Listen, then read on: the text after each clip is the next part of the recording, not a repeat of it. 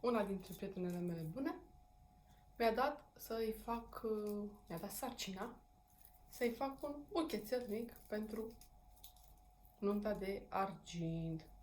Pentru acest buchet, ce? Mi-am pregătit florile.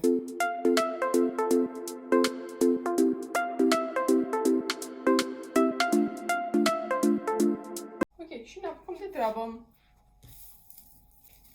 Am adăugat câteva floricele micuțe. Ok? Uitați-le cum vin. Ce superbe sunt. Eu l-am creat mai devreme pentru Miresica, da? În care ea a preferat aceste culori. Eu zic să-i adaug 2-3 floricele de roșu, da? Pentru că avem niște lumânări care vor fi decorate așa. Buchetul Miresei și buchetul nașei care vrea să fie cu roșu. Eu o să mai adaug câteva floricele pe aici și pe acolo, deoarece parcă, nu știu, dau bine, nu dau bine, dumneavoastră să-mi spuneți dacă sunt frumoase.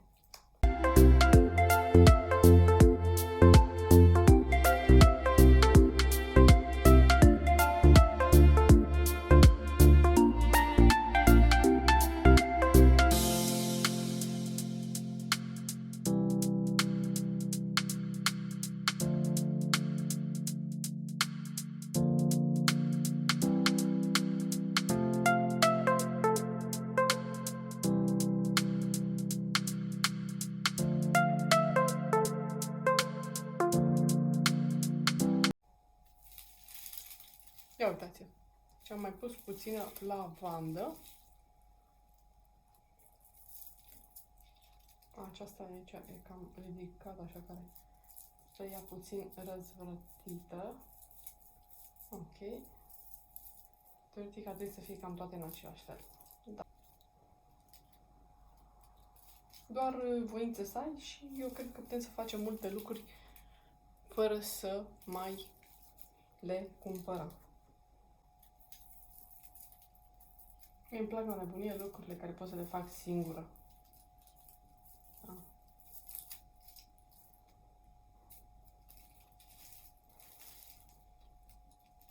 Uitați, aici nu am pus grule. Pentru cei ce iubesc florele de câmp, lavanda, ia uitați ce frumos. Și am uitat să vă spun, am pus puțină miresică, da, tot criogenată, roz. Este un super buchet. Mie îmi place la nebunie.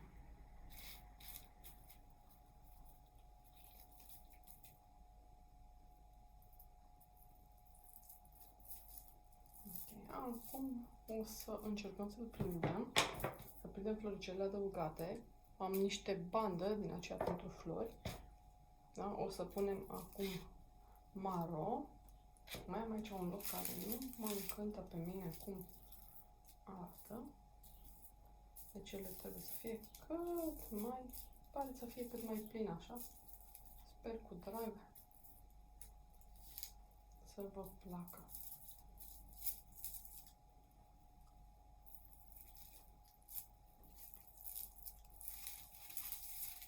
Ok, încercați și dumneavoastră. Sunt absolut sigură că o să vă iasă lucruri minunate. Nu pot să vă spun ce minunății zacă noi, ce putem scoate la suprafață. Da, eu acum o să leg, că îmi place foarte mult așa, e ok. După care o să să-i prindem și dantela. Am încercat cu iută, decorată, cu un pic de dantel, cu macrame, cu... O să vedem ce se potrivește. Trebuie mare, mare grijă, pentru că aceste flori, în momentul în care nu le punem bine, ele se pot mișca. Uite, se arătă aici bandă verde. Deci ele se pot mișca și nu mai există configurația care deci așa cum le-am așezat noi. Asta e, mai dăm o tură până când încercăm să fixăm ceea ce am rezolvat. Pot să vă spun că este primul meu buchețel. A avut încredere în mine și mi-a dat sarcina asta.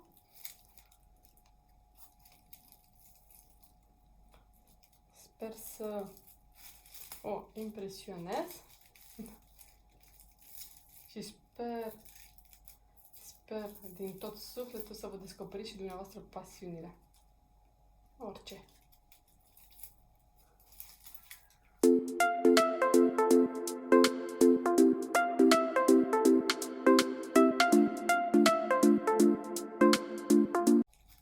Trebuie să fie cât mai curate tulpinile, da? Deci unde îl ținem. Ok, o să mai tem puțin el, deoarece sunt prea lungi acum.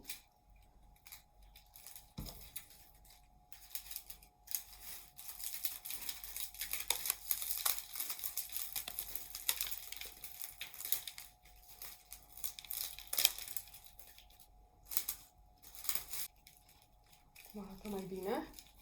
Uitați.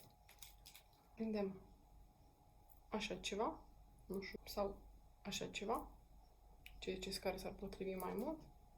Nu știu, mie îmi place mai mult macrameu.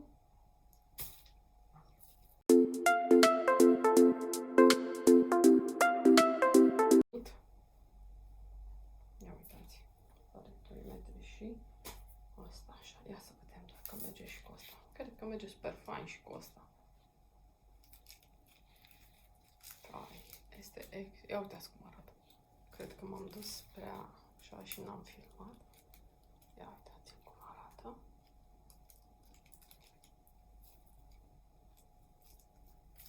Da, e o plăcere să faci lucruri și să-ți iasă și bine. Vai, iubesc mânca asta.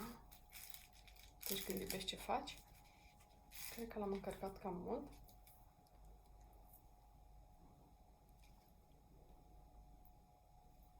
Hai să încerc și cu cealaltă, că parcă mie îmi place mai mult. Dar trebuie să am mai grijă de ei. Aici nu am decât 2 metri care trebuie să pun la toate. Dacă tai, să știu ce tai. Pentru că nu voi mai putea repara. Am tăiat 2 bucăți. Asta e. Aici. Mai tăi și una aici. Asta e. Acum decorăm, vedem ce a ieșit. Ia uite-l.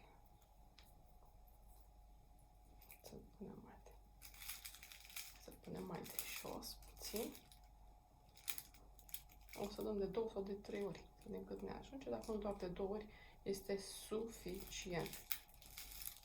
Pentru că nu, o să-l prindem și cu puțin sfoară macrame.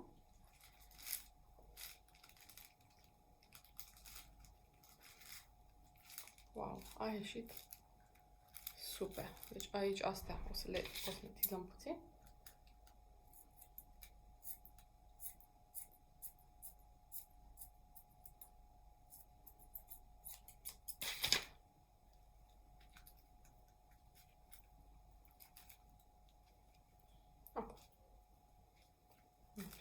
Cu macrame.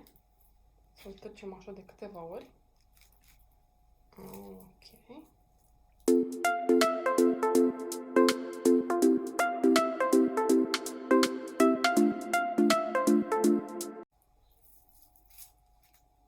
Acesta este primul buchețel. Sper să vă placă. Cam așa am reușit să-l prind. Ok. Încă nu e terminat. Acum îl terminăm împreună. O să mai punem niște lavandă și puțin mai mult roșu. Astfel încât să îndeplinim cerințele. Vă place? Aceleași flori le-am folosit, dar puțin aranjate altfel. Ia uitați. Un pic diferență între un buchețel și cel de-al doilea. Cel de-al doilea pare puțin mai colorat, dar datorită acestui roșu. Mie îmi plac ambele buchete foarte mult. Am pus foarte puțin roșu, ca să nu zică că mi-am îndeplinit cerința. Ok, terminăm pe acesta acum, că avem mult de lucru și timpul trece. După ce facem câteva buchete, zeci de buchete, o să devenim specialiști în făcut. Buchete, am făcut un buchet în 3 ore, 4 ore. Normal, sunt la început, vă dați seama că nu... Sunt la început, nu știu dacă mai fac vreodată. Dar orice provocare pentru mine e binevenită.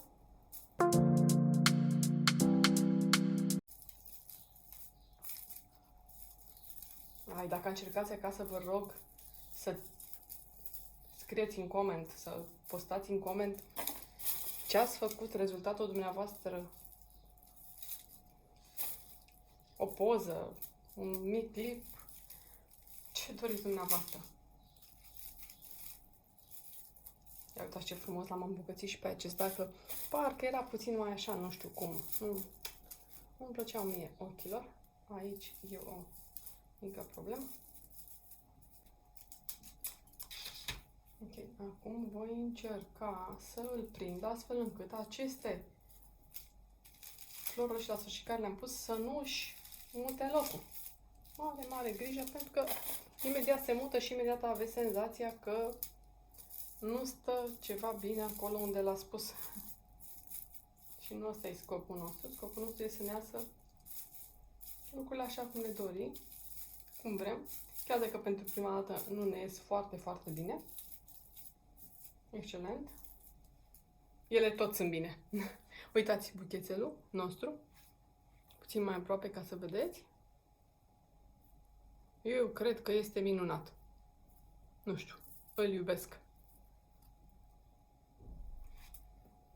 Ok, acum banda, ca să legăm buchețelul și cu mare grijă, astfel încât să nu se deplaseze floricele pe care noi le-am adăugat.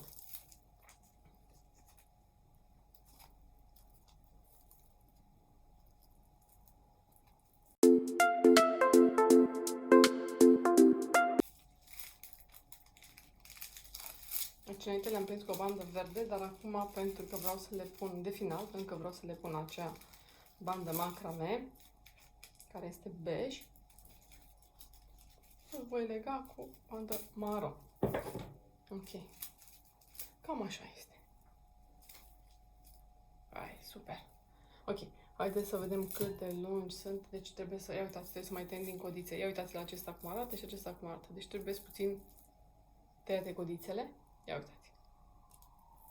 Ca să fie identice.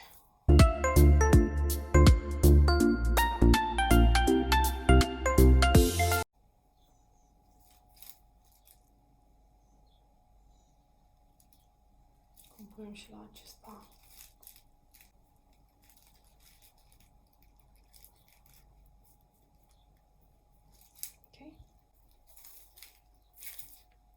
În această a doua parte o să vă arătăm cum punem aceste chețele.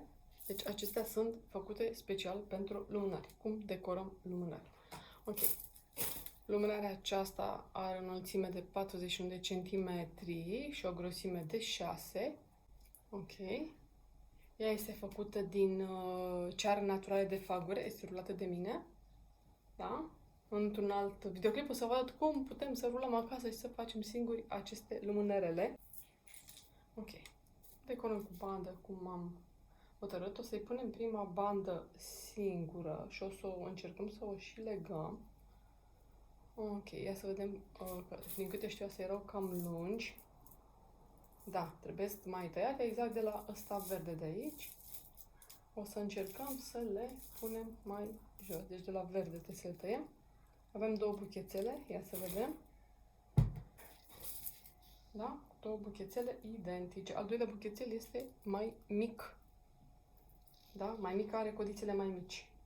O contează.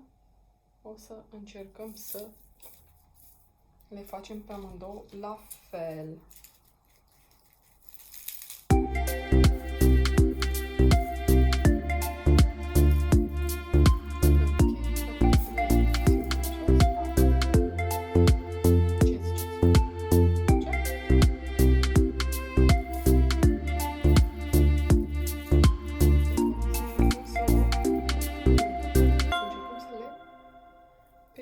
Să stea împreună. Ok. Haideți să prindem întâi macrameul pe lumânare. Ia să vedem unde vom ține lumânarea noi. Cam de aici. Poate chiar puțin mai sus. Ia să vedem. De aici. Avem probleme, că nu putem să o ținem. Să știți că această ceară, această lumânare este foarte ușoară în comparație cu celelalte lumânări. La ea am folosit, nu mai știu, 4 sau 6 foi. Ceară din acelea standard, care le folosim noi care ne vin în cutie când le comandăm. Foi mari. 40 pe 26. Ok, acum ca să pot să prind acel... Ok. O să prind întâi un pic aici. Chiar vreau să prind această ramă, astfel încât să stea puțin așa. Ia uitați. Deci l-am fixat să stea puțin așa. Ok, acum trebuie să fixăm acest buchețel, care o să-l fixăm pe undeva pe la mijloc, așa. Deci lumânarea are o încheiere aici. Da, de asemenea, nu o să punem buchețelul pe față, o să-l punem pe spate, pardon, o să-l punem pe față. Deci cam așa va veni. Ok, cu toate astea, cred că lumânarea noastră, cred că buchețelul nostru tot lung este, dacă vă uitați, ia uitați ce lung este, va trebui să mai tăiem din ea. Să se potrivește și acest buchețel. Ia uitați ce fain vine. Super! Pentru cei ce iubesc handmade-ul. Este extraordinar. Să vedem acum cum reușim să îl prindem. Iar acea bandă verde acolo, sper să nu deranjeze prea mult.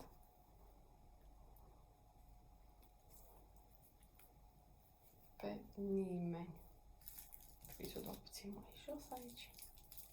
Sper din tot sufletul. Uitați, se potrivește și asta exact până la capăt aici.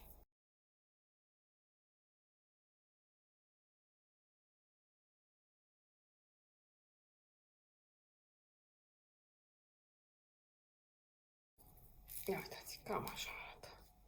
Am făcut-o și pe asta. Acum ia, să o tăiem, să vedem ce ne mai rezultă. E super. Aici avem ceva de aici un firicel. Cam asta e lumânarea noastră. Cam asta e lumânarea noastră. Sper să placă tuturor. Ok, acum vom decora și cea de-a doua lumânare. Ia uitați să vedem ce ne iese aici. Deci v-am spus, faceți-le acasă, cumpărați lumânarea și acasă vă puneți ce flori doriți dumneavoastră. Asta este. Wow, super! Ia uitați, am legat-o, imediat vă arăt. Legat-o la spate aici, ok. Și acum rămâne să-i punem buchețelul. Ia uitați ce fain se vede. Sper din suflet să le placă.